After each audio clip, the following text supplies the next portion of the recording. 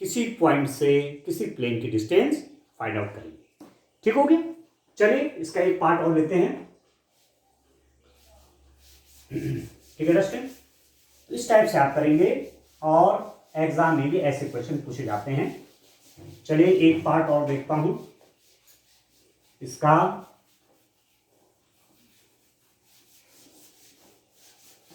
देखिए dear student,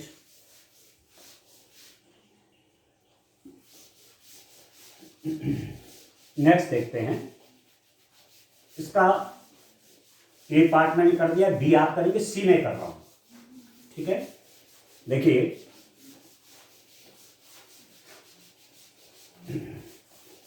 कितना होगा। अब आप देखिए इसका मैं सी पार्ट कर रहा हूं। पॉइंट एडजस्टमेंट आपके पास दे रखा है, बिंदु क्या दे रखा है, बिंदु दिया हुआ है 2 3 -5, 2 3 -5 और प्लेन समतल का समीकरण दिया हुआ है x + 2y - 2z, x + 2y - 2z, x + 2y - 2z = 9। ठीक है दोस्तों, तो आप यूज करिए, क्या जानते हैं आप, फॉर्मूला आप जानते हैं, बिंदु x1 y1 z1 से समतल ax + by + cz = d की दूरी। ये आप जानते हैं दोस्तों। कैसे आप निकालते हैं, that is equal to ax1 + by1 + cz1 over √(a² + b² + c² या d भी होता है -d।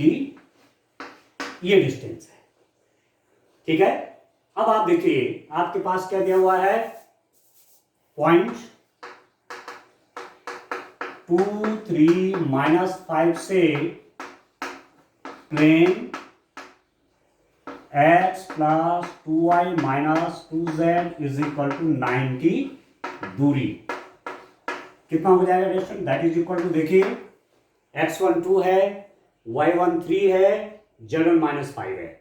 तो यहां रखूंगा x1 की जगह, y1 की जगह, z1 की जगह, a की जगह क्या रखूंगा 1, b की जगह रखूंगा 2, c की जगह रखूंगा -2, d की जगह रखूंगा 9। तो a कितना है, x का coefficient 1 into x1 means 2 plus b y का coefficient 2 into y1 means 3 plus z का कोएफिशिएंट -2 इंटू -5। ठीक है दोस्तों, -5 into -2, 3 into 2, 2 into 3, 2 into 1 minus d means 9 divided by √(a² means 1² plus b² means 2² plus ये हो जाएगा -2 का स्क्वायर। ठीक है सर, √(1² + 2² प्लस -2 का स्क्वायर। तो ये कितना हो गया अल्टीमेटली, अब सॉल्व कर लीजिए। 2 + 6 ये आपका 10 -9 डिवाइडेड बाई √(, कितना हो रहा है दोस्तों, 4 4 8 9 हो गया। ये आया कितना, this is equal to, now देखिए यहां से 1 आ गया, 7 9 9/3। ठीक है, 9 का स्क्वायर रूट आपका 3 हो गया, तो ये कितना हो गया 3 यूनिट्स आ गया। ठीक है, 3 इकाई। ठीक है दोस्तों, तो इस रूप में आप करेंगे, इकाई लिखना जरूरी है क्योंकि डिस्टेंस है। अब यूनिट क्या है वो हम नहीं जानते, पर आप लिख दीजिए आगे किस में है यूनिट, आप सिंपल लिख दीजिए यूनिट्स, इकाई। ठीक हो गया। अब एक क्वेश्चन इसी का और करते हैं, इसी का डी वाला पार्ट देख लेते हैं दोस्तों। करने सब वैसे ही हैं, पॉइंट आपको दिया हुआ है और प्लेन की क्वेश्चन दे रखी है, वो आप करेंगे। ठीक है, प्लेन की क्वेश्चन आपकी दोनों रूपों में भी हो सकती है। प्लेन की क्वेश्चन यदि आपकी वेक्टर फॉर्म में है तब भी डिस्टेंस निकलती है, ठीक हो गया, a dot n minus d over magnitude of n. वो वाला फॉर्मूला जब यूज करते हैं वो भी देख लीजिएगा, एग्जाम्पल में ऐसा क्वेश्चन दिया हुआ। ठीक हो गया। अब आप देखिए क्वेश्चन नंबर 14 का डी देखिए दोस्तों। पॉइंट आपके पास क्या है, -6 0 0। प्लेन है आपके पास, समतल का समीकरण क्या दे रखा है, 2x - 3y + 6z, 2x - 3y + 6z, ठीक है, -2 = 0। तो आप इसको राइट हैंड साइड में ले लीजिए और प्लेन की क्वेश्चन में ऐसा भी लिख सकता हूं +6z = 2। ठीक है, वो डी जो होता है वो राइट हैंड साइड में रखना है, फॉर्मूले में वैसे ही है, उसे रूप में करेंगे दिक्कत नहीं आएगी। 2x - 3y + 6z = क्या हो गया आपका 2। इसको मैं राइट हैंड साइड में इसलिए ले गया क्योंकि ax + by + cz = d उस फॉर्म में प्लेन का इक्वेशन है, और पॉइंट x1 y1 z1 से इस प्लेन की डिस्टेंस आप फॉर्मूला लिखते हैं ax1 + by1 + cz1 - d over square root of a² + b² + c²। वहां वो d है, d फॉर्मूले में राइट हैंड साइड में रखा गया है, इसलिए मैं उसको राइट हैंड साइड में ले गया, आपको आसानी हो। ठीक हो गया, ठीक है student. Distance of plane 2x - 3y + 6z = 0 from the point आपके पास डिस्टेंस दिया हुआ है, ये पॉइंट आपके पास -6, 0, 0। ठीक हो गया, तो ये कितना हो गया, दिस इज इक्वल टू, अब इसकी डिस्टेंस कितनी हो गई है 2x1, तो 2 × x1 की जगह कितना -6, ठीक है, प्लस देखिए -3 × y की जगह कितना 0, प्लस ठीक है 6 × z1 2x1 - 3y1 + 6z1 x1 y1 z1 x1 y1 z1, so 2 × -6 plus -3 × 0 plus 6 × 0 -2 divided by square root of 2 square plus -3 square plus 6 square, ये होगा। ठीक हो गया, इसके a² + b² + c² होता है ना, a means coefficient of x, b means coefficient of y, c means coefficient of z, तो this square plus this square plus this square से डिवाइड हो। अब ये कितना हो गया, दिस इज इक्वल टू, ये तो 0 हो गए दोनों, ये हो गया आपके पास -12 -2 divided by square root of 4 + 9 + 36, तो ये कितना हो गया, देखिए -14 मॉड ले रहे हैं तो पॉजिटिव हो जाएगा, 14 बाई ये हो गया 49, उसका स्क्वायर रूट 7 हो गया, तो ये आ गया distance 2 units. Distance of this plane from this point is equal to 2 units. ठीक है, तो इस ढंग से आप करना है इनको। अब चलिए ये एक्सरसाइज तो आपकी कंप्लीट हो गई, अब उसमें चलते हैं मिसलिनियस में। अब 3 लेक्चर इसमें और करेंगे आगे, ठीक है। 3 लेक्चर के कंप्लीट होने के बाद मिसलिनियस एक्सरसाइज भी कंप्लीट हो जाएगी, और उसके बाद हम लीनियर प्रोग्रामिंग करेंगे। ठीक है, ठीक है, लेसन 12 चैप्टर 12। ठीक हो गया, तो चलिए अब मिसलिनियस एक्सरसाइज के क्वेश्चन देखते हैं डियर स्टूडेंट। मिसलिनियस में देखिए अच्छे अच्छे क्वेश्चन है इसमें, क्योंकि जो कुछ अभी तक आपने सब पढ़ लिया है उसी पर डिपेंड ये क्वेश्चन होंगे मिसलिनियस में। ठीक है, तो थोड़ा सा मेंटल एक्सरसाइज बढ़ जाती है जब हम मिसलिनियस क्वेश्चन करते हैं, क्योंकि पर्टिकुलर किसी एक फॉर्मूले पर डिपेंड नहीं होते, कौन सा फॉर्मूला यूज होगा वो सोच के करना पड़ता है। ठीक है दोस्तों, तो आपका रियल टेस्ट होगा इसमें, पीछे आपने जो पढ़ लिया है वो आपकी समझ में आया कितना है। ठीक है, इससे भी मिसलिनियस के क्वेश्चन यदि आप करने में सक्षम हो रहे हैं, इसका मतलब पीछे का आपके समझ में क्लियर आ गया है। ठीक है, इससे आपकी प्रैक्टिस और अच्छी बढ़ जाती है। तो चलिए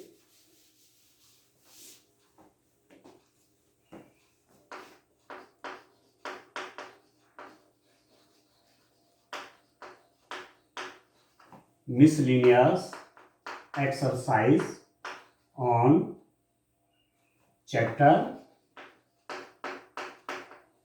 11 चैप्टर जो है उसकी मिसलेनियस एक्सरसाइज का पहला क्वेश्चन देखना है दोस्तों। क्वेश्चन नंबर 1 देखिए क्या है क्वेश्चन आपका। क्वेश्चन नंबर 1 रीड करता हूं। दिखाए कि मूल बिंदु से 2 1 1 1 को मिलाने वाली रेखा बिंदु 3 5 -1 और 4 3 -1 से निर्धारित रेखा पर लंब है।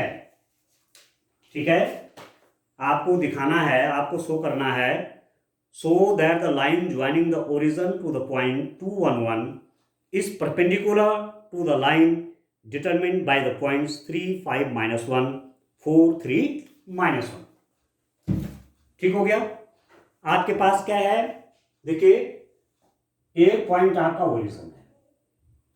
ठीक है, ओरिजिन आप देखिए तो ओरिजिन के कोऑर्डिनेट क्या होते हैं 0 0 0।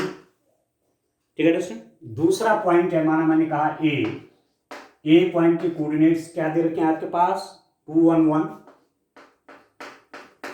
ठीक है, और मैं एक लाइन ले लूं बी सी, यहां एक पॉइंट आपका बी है, बी के कोऑर्डिनेट्स दे रखे हैं 3 5 -1 3 5 -1 और पॉइंट सी के कोऑर्डिनेट्स आपके पास दे रखे हैं 4 3 -1 4 3 -1। तो आपसे कह रहे हैं कि इन दो बिंदुओं को मिलाने वाली रेखा और इन दो बिंदुओं को मिलाने वाली रेखा ये क्या हैं, परस्पर लंबवत हैं। ठीक है, the line joining the points O and A is perpendicular to line joining the point B and C. You have to show that the line joining points O and A is perpendicular to that line which is joining point B or C, point B and C। ठीक है, O और A से जाने वाली line, ठीक, और B और C से जाने वाली लाइन, ये दोनों क्या हैं, परपेंडिकुलर हैं। तो वेरी सिंपल, आप जानते हैं कि इन दो पॉइंट से होकर जो भी लाइन जाएगी उसके डायरेक्शन रेशियोज फाइंड आउट कर लीजिए। इन दो पॉइंट से होकर जाने वाली जो भी लाइन होगी उसके भी डायरेक्शन रेशियोज फाइंड आउट कर लीजिए, और उन डायरेक्शन रेशियोज में क्या रिलेशन है, उससे परपेंडिकुलर हैं वो या पैरेलल हैं वो या उनके बीच कोई एंगल है वो आप जान लेते हैं। ठीक हो गया। तो आप देखिए स्टूडेंट, डायरेक्शन रेशियो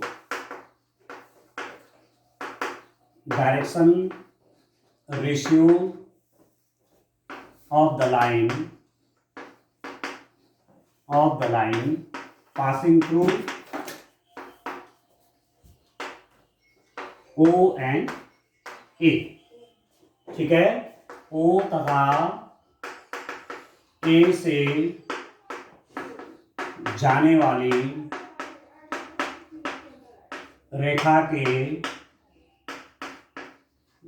दिक् अनुपात, ठीक है दोस्तों, क्या हो जाएंगे, डायरेक्शन रेशियोज। आप जानते थे, मैं इसको x1 y1 z1 कर दूं, इसको x2 y2 z2 कर दूं। ठीक है, एक पॉइंट आपका x1 y1 z है, दूसरा पॉइंट आपका x2 y2 z2 है। ठीक है, तो डायरेक्शन रेशियोज क्या हो जाते हैं, drs क्या हो जाते हैं, x2 माइनस x1। ठीक है, y2 minus y1, z2 minus z1। ठीक है, तो drs of direction ratios of OA line क्या हो जाएंगे डिस्टेंट। आप देखिए, यदि मैं इनको A1 B1 C1 से दिखाऊं तो ये कितना हो जाएगा, x2 minus x1 2 minus 0 comma y2 minus y1 1 minus 0, Z2 minus Z1, 1 minus 0, और आप लिख सकते हैं A1 B1 C1 is equal to 2 1 1। ठीक है दोस्तों, अब लिखिए व्यास ऑफ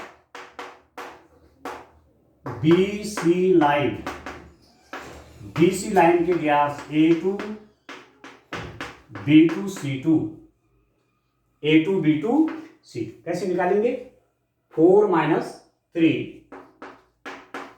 ठीक है दोस्तों, 3 माइनस 5 आप जानते हैं, कॉमा -1 माइनस -1, ये डायरेक्शन रेशियोज निकाल रहे हैं। कोई लाइन 2 पॉइंट से होती जा रही है, उसके डायरेक्शन रेशियोज। ठीक है, कैसे फाइंड आउट करेंगे? 2 पॉइंट से होकर जाने वाली लाइन के द्विकोणानुपात कैसे फाइंड आउट करेंगे? This minus this, comma this minus this, comma this minus this, this minus this, this minus this. ठीक हो, अब इसको मैं क्या कह रहा हूं? A2 B2 C2 is equal to क्या है दोस्तों? ये तो 1 आ गया, ये कितना है? -2 आया, ये कितना आ गया? ये +1 हो गया, माइनस माइनस प्लस, प्लस और माइनस कितना हो गया आपका? 0 हो गया। ठीक है, तो A1 मतलब 2, A1 2 है, B1 आपका 1 है, C1 आपका 1 है, A2 आपका 1 है, B2 आपका -2 है, C2 आपका 0 है। तो निकालिए value A1 A2 plus B1 B2 plus C1 C2 की वैल्यू निकालिए। A1 A2 plus B1 B2 plus C1 C2 की वैल्यू निकालेंगे तो कैसे हो जाएगा? A1 A2, A1 क्या है? 2, A2 कितना है? 1, 2 into 1 plus B1 B2, B1 है 1, B2 है -2 प्लस C1 C2 0। ठीक है, A1 कितना है? 2 है, A1 इंटू A2, A2 1 है, ये हो गया, प्लस B1, B1 कितना है? 1, 1 इंटू B2, B2 आपका -2 है, प्लस C1, C1 क्या है? 1 है, इंटू C2 ये आ गया। तो अल्टीमेटली कितना हो गया दोस्तों? दिस इज इक्वल टू, देखिए +2 और ये -2, ये तो 0 है ही है, तो आपका 0। ठीक है, यदि 2 लाइंस जिनके direction ratios A1 B1 C1 और A2 B2 C2 हों और वे परपेंडिकुलर हों, तो ये रिलेशनशिप होल्ड्स करता है। If 2 lines whose direction ratios are A1 B1 C1 and A2 B2 C2, then and if they are perpendicular to one another, then A1 A2 plus B1 B2 plus C1 C2 is equal to 0। ये जो दो रेखाएं जिनके direction ratios A1 B1 C1 और A2 B2 C2 हों, और यदि वो लंबवत हों, परपेंडिकुलर हों, ठीक है, तो A1 A2 plus B1 B2 plus C1 C2 की वैल्यू क्या होनी चाहिए? 0 होनी चाहिए, और यहां पर उसकी वैल्यू 0 आ गई है। This implies that the line passing through O and A and B and C are perpendicular to each other। ठीक है, तो आप लिख लेना, लैंग्वेज लास्ट में लिख देना, this implies that these 2 lines, मैंने लिख दिया, these two lines are perpendicular।